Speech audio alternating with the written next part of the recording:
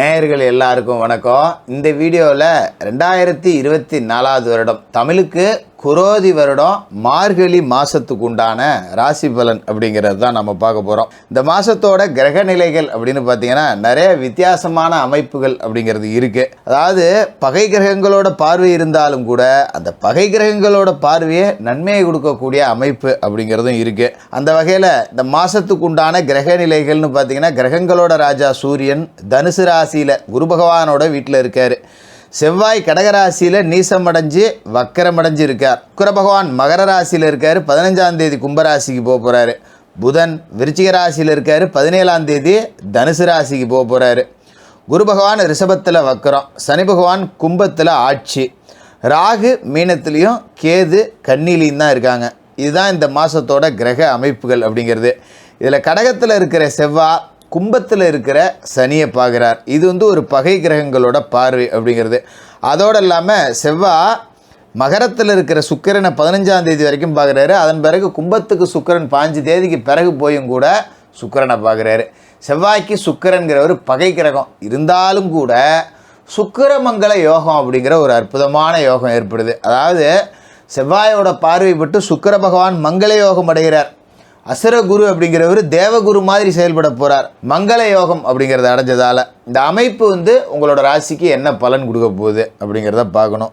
விருச்சிக ராசி நேயர்களே, உங்களுக்கு இந்த மார்கழி மாதம் எப்படி இருக்குது அப்படின்னு பார்த்தீங்கன்னா, அர்த்தாஷ்டம சனியால் படாத பாடுபட்ட ராசிக்காரர்கள் விருச்சிக ராசிக்காரர்கள். நான் பல தடவை சொல்லியிருக்கேன், அர்த்தாஷ்டம சனி அப்படிங்கிறது அஷ்டம சனியில் பாதிக்கு பாதி. அப்படிப்பட்ட அர்த்தாஷ்டம சனி அப்படிங்கிறது இப்போ பலமடைஞ்சிருக்கு உங்களோட ராசிக்கு. அப்படிங்கிறப்ப ஒரு விதமான கலக்கம், உடல் ரீதியான தொந்தரவுகள் அப்படிங்கிறதெல்லாம் நீங்கள் அடைஞ்சிருந்திருப்பீங்க கடந்த காலகட்டத்தில். எனக்கு காசு பணம் 10 ரூபா இல்லைனாலும் பரவாயில்ல ஜோசியரை, உடம்புல எந்த வியாதி இல்லாமல் இருந்தால் போதும், உடம்பு நல்லா இருந்தால் நான் சம்பாரித்து சொத்து சேர்த்துக்குவேன், பெருசாலாம் நான் எதுவும் ஆசைப்படுற ஆள் இல்லை அப்படிங்கிற ஆளுங்க தான் விருச்சிக ராசிக்காரர்கள்.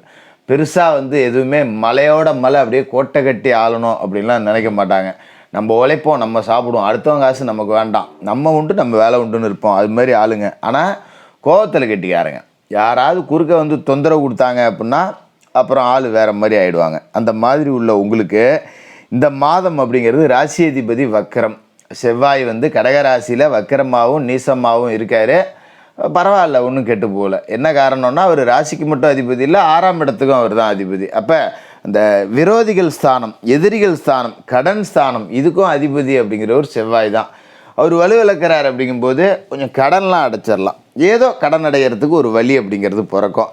அதாவது 10 லட்சம் கடன் இருக்குது ஜோசியரை, 10 லட்சத்தையுமா அடைக்க முடியும் அப்படின்னா அது பேராசை. இது 10 ரூபா இருக்கா, இதில் இருக்கிறதுலே அரிகடனாக ஒரு 50,000 இருக்கும், இல்லை 1 லட்சம் இருக்கும். அதை அடைக்கிறதுக்கு ஒரு வாய்ப்பு கிடைக்கும். அப்பா இவன் தொல்லை தான்ப்பா தாங்க முடியல, இந்த கடனை அடைச்சிட்டேன்னா கூட நான் எதுவும் தப்பிச்சுக்குவோம்ப்பா அப்படிங்கிற மாதிரி இருந்தால் அந்த பிரச்சனைக்குரிய கடன் அப்படிங்கிறத அடைக்கக்கூடிய வாய்ப்பு அப்படிங்கிறது இந்த மாதத்தில் கிடைக்கும். அதுமாரி இந்த மாதத்தில் மருத்துவ செலவுகள் அப்படிங்கிறது இருக்காது. எதிராளிகள் அப்படிங்கிறவங்க கொஞ்சம் குறைவாங்க. நம்ம ஊரை சுற்றி பகையாக இருந்தது, இப்போ தான் ஒருத்தனுக்கு ஒருத்தன் சமாதானமாகி வரான். ஒரு பக்கத்தில் இடம் ஒன்று இருந்தது, பக்கத்துலக்காரன் சண்டைக்கு வரான், இந்தாண்ட இடத்துக்காரன் சண்டைக்கு வரான் அப்படிங்கிற நிலமை மாதிரி இப்போ ஏதோ இடத்த அளந்து வேலி கிளி போட்டு எப்பா பிரச்சனை முடிஞ்சுதுரா, தலைவலி தீர்ந்துதுரா, வேலைக்கு கூட போக முடியல, வேலைக்கு போய் உட்காடுறேன், அப்போ தான் வீட்டில் சத்தம்னு போனவரும் திரும்ப ஓடியார வேண்டியதாக இருக்குது. இந்த மாதிரியான நிலை அப்படிங்கிறதெல்லாம் இனிமேல் மாறிடும். இதுமாரி கடகத்தில் இருக்கிற செவ்வாய் மகரத்தில் இருக்கிற சுக்கிரனை பார்க்குறார். அவர் கும்பத்துக்கு போன பிறகும் செவ்வாய் அவரை பார்க்குறாரு. அப்படிப்பட்ட இந்த செவ்வாயோட பார்வையால் சுக்கிரமங்கல யோகம் அப்படிங்கிற ஒரு யோகம் அப்படிங்கிறது உருவாகுது. உங்களோட ராசி அதிபதி 6ஆம் அதிபதி அப்படிங்கிற செவ்வாய் சுக்கிரனை பார்க்குறாரு. அப்படிங்கிறப்ப விலை உயர்ந்த பொருட்களை வாங்கக்கூடிய வாய்ப்பு அப்படிங்கிறது கிடைக்கும். ஒரு நகை நட்டு வாங்கலாம், இல்லை வைரங்கள் அந்த மாதிரி வாங்கலாம். வைரத்தில் ஒரு தோடு வாங்குகிறேன், வைரத்தில் ஒரு மூக்குத்தி வாங்குகிறேன், இந்த மாதிரி ஒரு வாய்ப்பு அப்படிங்கிறது கிடைக்கும். அதே மாதிரி சில பேருக்கு அப்படிங்கிறத பார்த்திங்கன்னா முக்கியமான அம்சம் என்ன அப்படின்னா, இந்த மாதிரி காசு இருக்கிறப்ப வைரம் வாங்குவேன் அப்படிங்கிற எண்ணெல்லாம் வரும். ஆனால் செவ்வாய்க்கு சுக்கிரன் பகை கிரகம். சுக்கிர ஆதித்யத்தில் சுக்கிரனோட நட்பில் இருக்கிறவங்க தான் வைரம் அணியணும். விருச்சிக ராசிக்காரர்கள் அணியக்கூடாது. அப்படிங்கிறதால தங்கத்திலேயே முதலீடுங்க செய்யலாம், இல்லை ஒரு வண்டி வாகனம் வாங்கக்கூடிய வாய்ப்பு அப்படிங்கிறதும் இருக்கும். சிலர் நினைக்கலாம், ஏன் ஜோசியரை நான் செலவுக்கே காசு இல்லாமல் ஊற்றிக்கிட்டு இருக்கேன், எனக்கு எங்கேருந்து வைரம் வாங்குறது, ஒரு தங்கம் வாங்க அடவு வச்சதை மூக்க கூட எனக்கு வழி இல்லை அப்படிங்க கூட நினைப்பீங்க. ஆனால் வாய்ப்பு வரும், அதை தங்கமாக வாங்கி பயன்படுத்திங்க அப்படிங்கிறதுக்காக தான் சொல்கிறேன். அதுமாரி இடம் பூமி விற்பனையால் சில பேருக்கு லாபம் அப்படிங்கிறதும் இந்த மாதத்தில் இருக்குது. தொடர்ந்து முயற்சிகள் செய்யலாம். ரியல் எஸ்டேட், தரகு, கமிஷன் ஏஜென்சி இந்த மாதிரி வேலை செய்யக்கூடியவர்கள் தொடர்ச்சியான முயற்சி அப்படிங்கிறத செஞ்சிங்கன்னா ஓரளவுக்கு லாபம் அப்படிங்கிறது பூமி விற்பனையால் இருக்குது.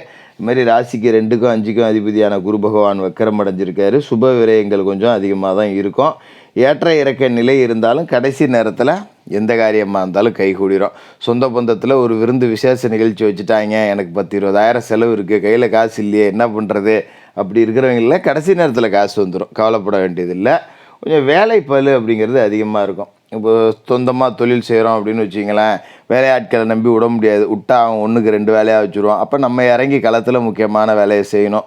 ஒரு கூட்டு தொழில் செய்கிறோம் அப்படின்னா கூட்டாளிகள் வேலை செய்வாங்க. நமக்கு நிறையா சொந்த நிகழ்ச்சிகள் இருக்குது அப்படிங்கிறதால சொந்த வேலையை பார்க்க போகிற மாதிரி இருக்கும். அதில் மனசாபம் வந்துடக்கூடாது. நம்ம வேலையை நம்ம முடிச்சுட்டு தான் போகணும். நமக்கு வேலை இருக்குதுன்னு நீ உன் வேலையை பாரு அப்படின்னு சொல்லிட்டு விட்டோம்னா அது சுத்தப்படாது. அந்த மாதிரி விஷயத்தில் கொஞ்சம் கூட்டாளிகளுக்குள்ளே இணக்கமாக போய்க்கிறது நல்லது. குரு வக்கரமாக இருந்தாலும் அவரோட பார்வை ராசியில் இருக்குது அப்படிங்கும்போது பெரிய அளவில் பாதிப்பு வர சின்ன சின்ன மனஸ்தாபங்கள் வரும். அதுவும் வராமல் பார்த்துக்கிறது நல்லது. இதுமாரி மார்கழி 15 கும்பராசிக்கு சுக்கிரன் போகிறாரு. 7க்கும் 12க்கும் அதிபதியான சுக்கிரன் சுகஸ்தானத்துக்கு வராரு அப்படின்னா உங்கள் உடல் ஆரோக்கியம் அப்படிங்கிறது சீராக போகுதுன்னு அர்த்தம். ஏன்னா சனியோட போய் அவர் சேர்ந்துடுறாரு. 4ஆம் இடத்துல சனி இருக்கிறதால தான் தேக ஆரோக்கிய பிரச்சனை, மருத்துவ செலவு இது எல்லாமே வந்தது.